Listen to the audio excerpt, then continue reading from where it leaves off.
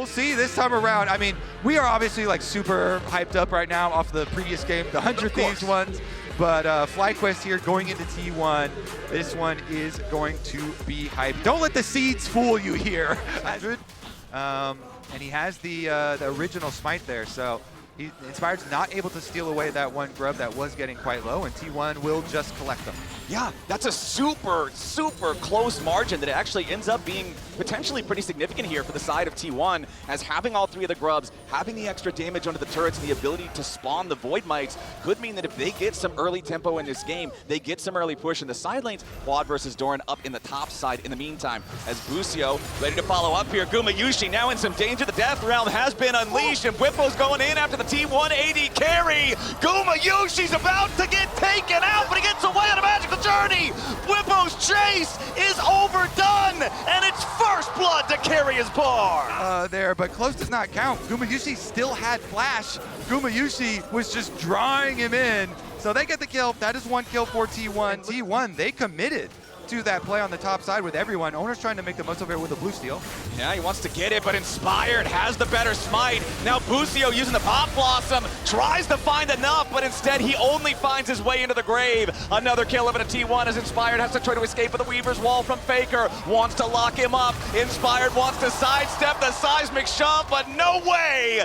3-0 T1 as they claim the feat of warfare. Well, we are 15 minutes into the game. The Herald is spawned. Yeah, Inspired's doing that right now, but he's 0-1-0. No plays made, while Owner goes for another one down here in the bottom lane, looking to maybe take out Quad, who goes for the Realm Warp to escape. Busio coming up to try to help him, but Keria is also here. Redemption comes down, and Quad is dead. Faker taking the kill on that one as FlyQuest want to try to find something else back. It's Masu moving forward, trying to cut off the escape from Keria and Owner, but they go on a magical journey and they're already getting away. FlyQuest are too slow on the move, and Inspired is caught by Doran as he tries to take the Rift Herald, and that's almost a kill, but Inspired gets away there as the third and Tofo strike won't connect. Now Faker looking for maybe another kill here onto Busio. Whippo wants to help him. Tangle Barbs won't hit, but the flash into the Death Realm.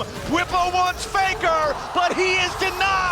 Faker making distance, but ultimately shut down. Now Owner's gonna try to get away. The Mordekaiser post-Death Realm is very powerful, but he already used his flash. He cannot catch up. Busio wants to go in for the Pop Blossom, and he finds it, but he's about to die. Keria and Gumayusi on the approach. Whippo rooted up under turret. T1 pick up both. It's a 6-1 game. T1 in the scrap come out ahead again. Spellbook exhaust first. He does not immediately Cosmic Binding. He uses the exhaust, waits out the slow, delays so that the rest of T1 can come help with the dive. Meanwhile though, Doran here. And Doran working hard to defend this tier 1 turret. Inspired and Quad wanting to force it down, but they've only got it down to about 10% HP. They can't quite finish the kill. As you are saying.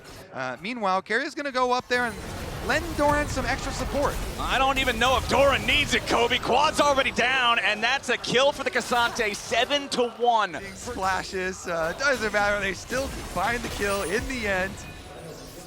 Oh, Keria's just messing with him at this point. Busio jumping forward, looks for the Pop Blossom. Meanwhile, down here in the bottom lane, bit of a problem for Whippo. At least they got the shutdown onto Keria up in the top side at the same time. Whippo wants to try to get one kill before he comes out of the Death Realm, but it's not gonna happen.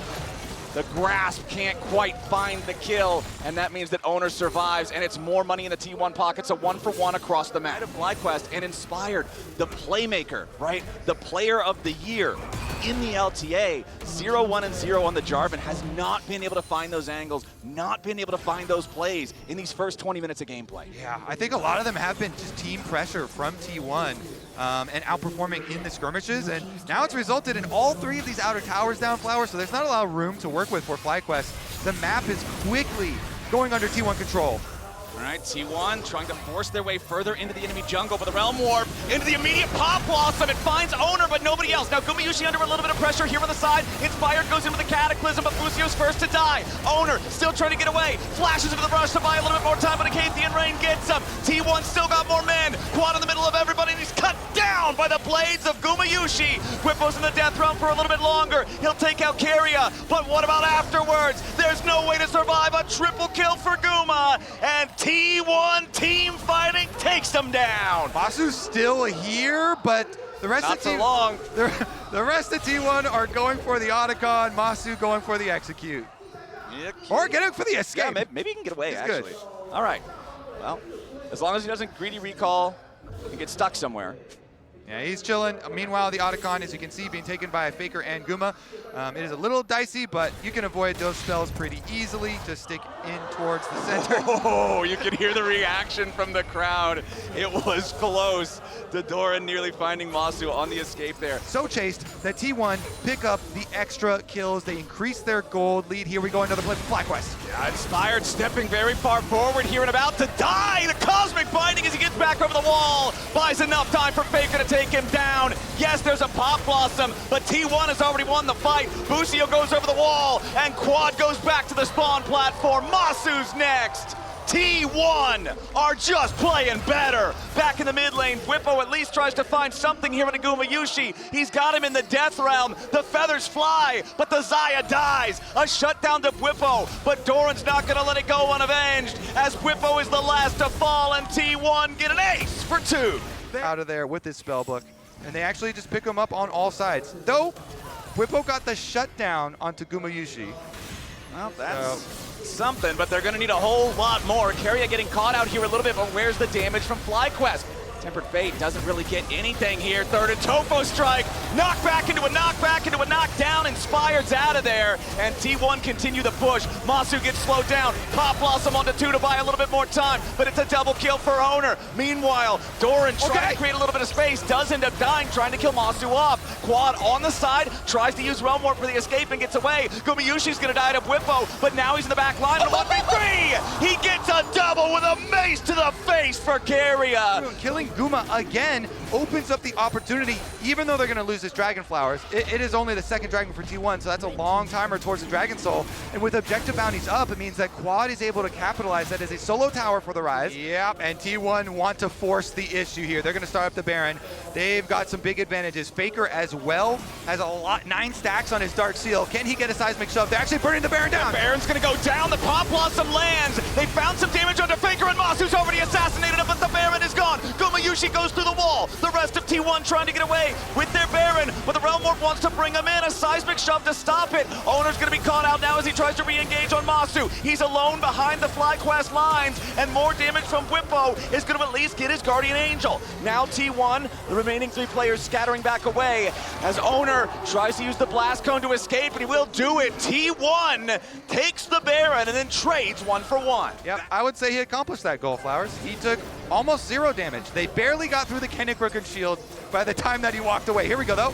Quad gonna be your target. Faker rides the Weaver's wall, trying to put the pressure onto the enemy mid laner, while Owner distracts everybody else on FlyQuest here at the same time. Remember, no GA anymore, and Whippo's got him trapped in the death realm. Shut down for the Mordekaiser, and FlyQuest are looking for a little bit more. The chase is continuing, but they can't quite find any angle here. The Realm Warp is available, but there's not quite the range. Now Keria the target here from Whippo. Tempered Fate hits nobody. Whippo in the middle of everything. He dies before he can find the shield as T1 trade 1 back. Actually makes it a 1 for 1, allowing T1 to answer. But now, the Dragon. Okay.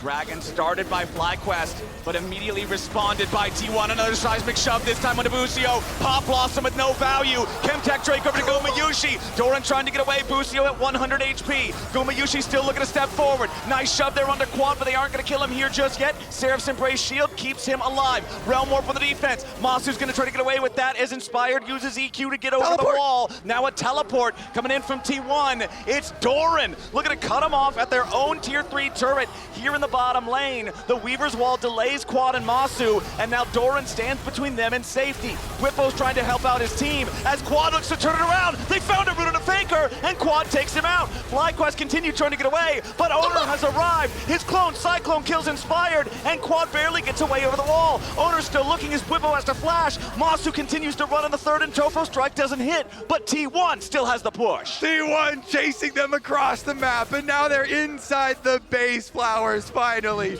24 kills to T1, and they will be able to take the inhibitor. And Inhibitor number 1 is down, and T1 is not done. Immediately have to pick their moments carefully on how they want to step up. Busio clone walks past the control ward. No seismic shove to find any value here just yet, but the Baron is spawned, and T1 is ready to start it up. Dorman and Carrier are going to be running interference, and Oner and Gumayusi just melt this thing. Weaver's wall won't allow FlyQuest anywhere near it, and T1 has already claimed the objective. Now Whippo's got to try to stay alive. Pop Blossom finds Faker. Gumayushi's already killed Busio. Masu flew into the back line, but he crash landed, and T1 tears them apart. FlyQuest thought they could take that fight. They thought they had to, but T1 would not let it happen. It's a clean ace, and they're on the game-winning push. Yep, Carrier takes care of one tower for his second, and the rest of T1 arrived to finish the job.